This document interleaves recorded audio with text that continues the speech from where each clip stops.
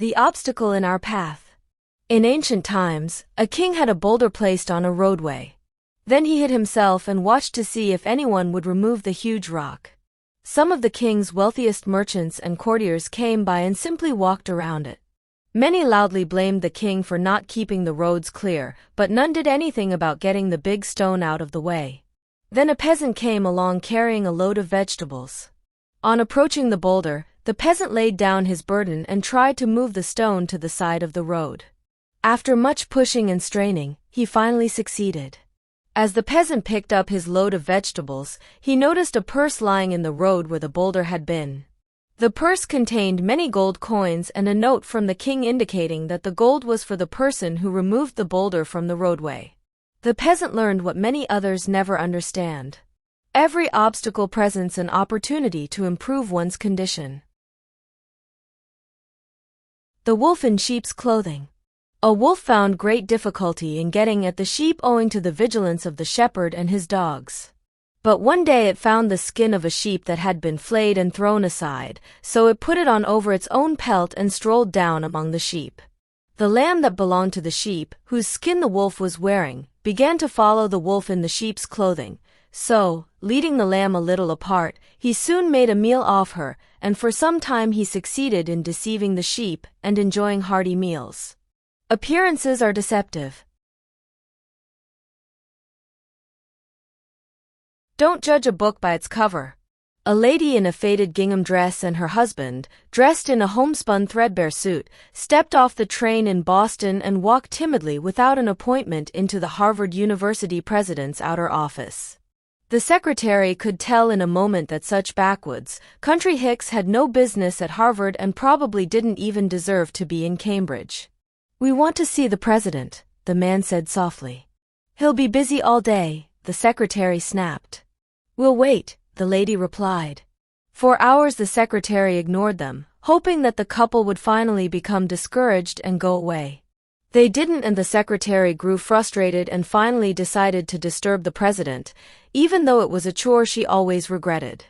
"Maybe if you see them for a few minutes, they'll leave," she said to him. He sighed in exasperation and nodded. Someone of his importance obviously didn't have the time to spend with them, but he detested gingham dresses and homespun suits cluttering up his outer office. The president, stern-faced and with dignity, strutted toward the couple. The lady told him, "We had a son who attended Harvard for 1 year. He loved Harvard. He was happy here. But about a year ago, he was accidentally killed. My husband and I would like to erect a memorial to him, somewhere on campus." The president wasn't touched. He was shocked. "Madam," he said, gruffly, "we can't put up a statue for every person who attended Harvard and died. If we did, this place would look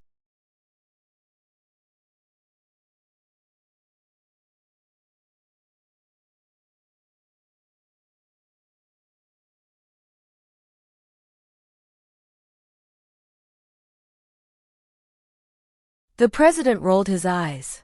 He glanced at the gingham dress and homespun suit, and then exclaimed, "A building? Do you have any earthly idea how much a building costs? We have over $7.5 million in the physical buildings here at Harvard." For a moment the lady was silent. The president was pleased. Maybe he could get rid of them now. The lady turned to her husband and said quietly, "Is that all it costs to start a university? Why don't we just start our own?" Her husband nodded. The president's face wilted in confusion and bewilderment. Mr. and Mrs. Leland Stanford got up and walked away, traveling to Palo Alto, California, where they established the university that bears their name, Stanford University, a memorial to a son that Harvard no longer cared about. You can easily judge the character of others by how they treat those who they think can do nothing. Mountain story. A son and his father were walking on the mountains. Suddenly, his son falls, hurts himself and screams, "Ah!" To his surprise, he hears the voice repeating, somewhere in the mountain, "Ah!" Curious, he yells, "Who are you?" He receives the answer, "Who are you?" And then he screams to the mountain, "I admire you." The voice answers, "I admire you." Angered at the response, he screams, "Coward!" He receives the answer, "Coward." He looks to his father and asks, "What's going on?" The father smiles and says, "My son, pay attention." Again the man screams, "You are a champion." The voice answers, "You are a champion." The boy is surprised, but does not understand. Then the father explains, "People call this echo, but really this is life. It gives you back everything you say or do. Our life is simply a reflection of our actions. If you want more love in the world, create more love in your heart. If you want more competence in your team, improve your competence." This relationship applies to everything, in all aspects of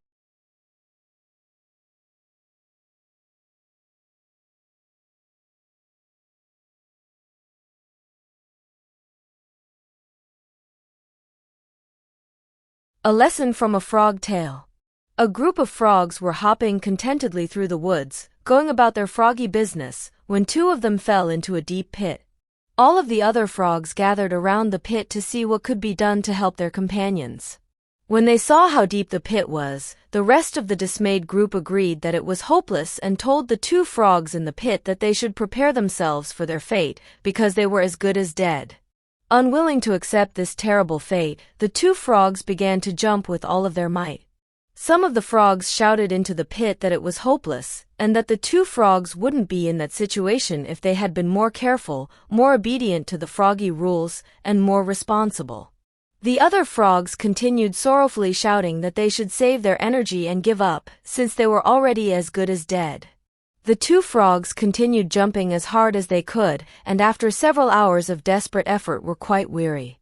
Finally, one of the frogs took heed to the calls of his fellows. Spent and disheartened, he quietly resolved himself to his fate, lay down at the bottom of the pit, and died as the others looked on in helpless grief. The other frog continued to jump with every ounce of energy he had, although his body was racked with pain and he was completely exhausted. His companions began anew, yelling for him to accept his fate, stop the pain and just die. The weary frog jumped harder and harder and, wonder of wonders, finally leapt so high that he sprang from the pit.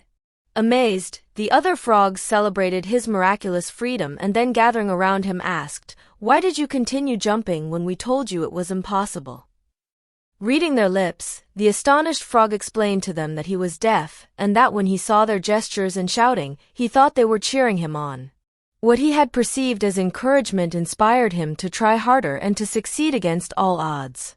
This simple story contains a powerful lesson. Your encouraging words can lift someone up and help him or her make it through the day. Your destructive words can cause deep wounds. They may be the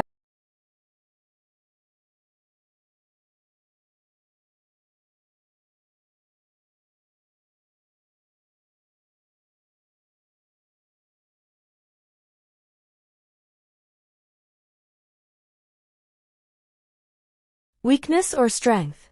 Sometimes your biggest weakness can become your biggest strength. Take, for example, the story of one 10-year-old boy who decided to study judo despite the fact that he had lost his left arm in a devastating car accident. The boy began lessons with an old Japanese judo master sensei. The boy was doing well, so he couldn't understand why, after 3 months of training, the master had taught him only one move. "Sensei," the boy finally said, "shouldn't I be learning more moves?"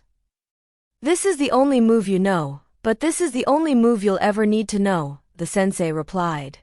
Not quite understanding, but believing in his teacher, the boy kept training. Several months later, the sensei took the boy to his first tournament. Surprising himself, the boy easily won his first 2 matches. The third match proved to be more difficult, but after some time, his opponent became impatient and charged. The boy deftly used his one move to win the match. Still amazed by his success, the boy was now in the finals. This time, his opponent was bigger, stronger, and more experienced. For a while, the boy appeared to be overmatched. Concerned that the boy might get hurt, the referee called a timeout. He was about to stop the match when the sensei intervened. "No," the sensei insisted, "let him continue." Soon after the match resumed, his opponent made a critical mistake. He dropped his guard. Instantly, the boy used his move to pin him. The boy had won the match and the tournament. He was the champion. On the way home, the boy and Sensei reviewed every move in each and every match. Then the boy summoned the courage to ask what was really on his mind. Sensei, how did I win the tournament with only one move? You won for two reasons, the sensei answered. First, you've almost mastered one of the most difficult throws in all of judo. And second, the only known defense for that move is for your opponent to grab your left arm. The boy's biggest weakness had become his biggest strength.